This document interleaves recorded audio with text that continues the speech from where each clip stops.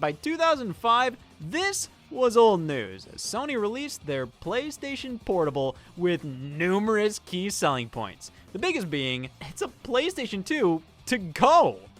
Or at least it seemed like it. And what did you do with your PS2? You played video games and you played movies. If this was truly going to be a portable PlayStation 2, it had to do exactly this. Oh my god! Man, I mean, the PSP already used proprietary mini DVD-like discs for the games. You released movies on them too, and wow! It's a portable DVD player. It can fit in your pocket, yet it has such massive amounts of home console type energy. It was genuinely so cool back in the day. Like, this was the first time a bunch of this sort of stuff was readily offered on a handheld device that didn't require a constant power source or TV. The PSP just felt magical. Like, this was the handheld I always wanted my Game Boy to be. I wanted my home console, but on the go. And the PSP was that. Except when it wasn't. See, the PlayStation Portable was damn cool and did live up to its promises, but it also fell short in a few key areas that made it hard to stick with. Like, you only had one analog stick, making this home console to go kind of cruddy for some home console games. And the PSP's disc format just kind of overcomplicated everything. I mean, Jesus. But using discs allowed PSP titles to reach larger file sizes than we've ever seen before on a handheld. The UMDs could store up to nearly 2 gigabytes of data, which not only meant bigger games, but high quality video content as well. No longer did we have to deal with, What the heck?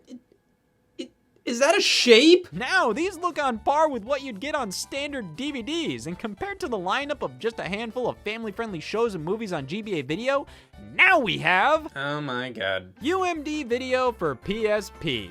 This wasn't a cute little side thing or whatever. No, Sony was aiming for this to be one of the next big formats.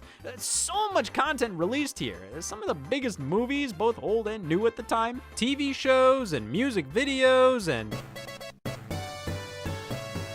with all this support and the freedom to take your movies wherever you go, how could UMD Video for PSP not catch on? No, wait. UMD movies were roughly the same price as standard DVD movies, which you could play on any DVD player. You could easily rip and copy them to your computer, and they always had better visual and audio quality with more content included. These discs could hold a lot by the standards of handheld game consoles at the time, but still paled in comparison to DVDs.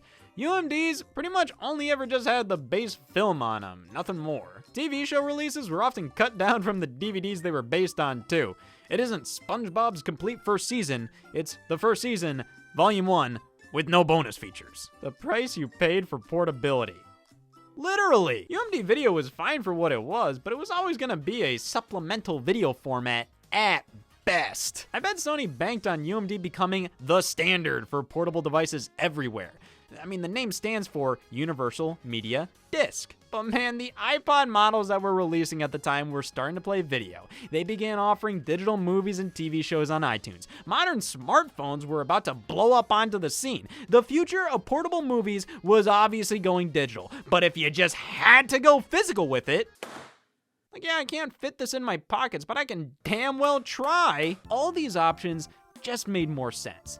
This wasn't practical. Even the most die-hard PSP fans, like, what, were you really going to buy your entire movie collection in UMDs? Maybe a few flicks here and there, but even then, the handheld had functionality baked in, allowing you to transfer video files to it from a PC. You could just rip your DVDs and copy them onto here. The PSP was simultaneously stuck in the past and way ahead of its time, which makes these releases that much more bizarre. Like, they went so damn hard with these. GBA Video kept things pretty lean, you know? It was directed entirely at children, so they did a few dozen releases and called it a day. There are over 1,700 UMD Video titles. Name any franchise from the mid-2000s and prior. There's a damn good chance at least one of its entries made it to UMD. Makes it quirky as hell to explore this library. I mean, Daddy Day Camp, the last piece of the puzzle. My road trip playlist is complete. Rummaging through a collection of these brings me back to simpler times. What movies you'd see in the stores during this era. Now, some of these I owned on DVD, so it's pretty cool to see the same releases, but on a different format. However, while there's a huge variety of content on offer here,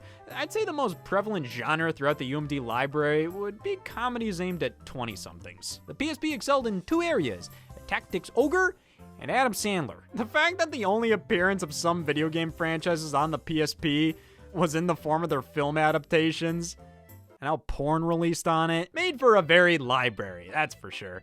But such a large library of titles made the low sales sting that much more. By early 2006, retailers and film distributors were starting to give up on the format. Seriously, many were betting on this being the next big thing. Eventually, Sony tried giving them away in bundles, offering TV out cables for the PSP so you could watch them on the big screen at home. But at the end of the day, UMD video just made no practical sense. They were more expensive, had less content than DVDs, only worked on the PSP, and even then you could just transfer video files to it for free.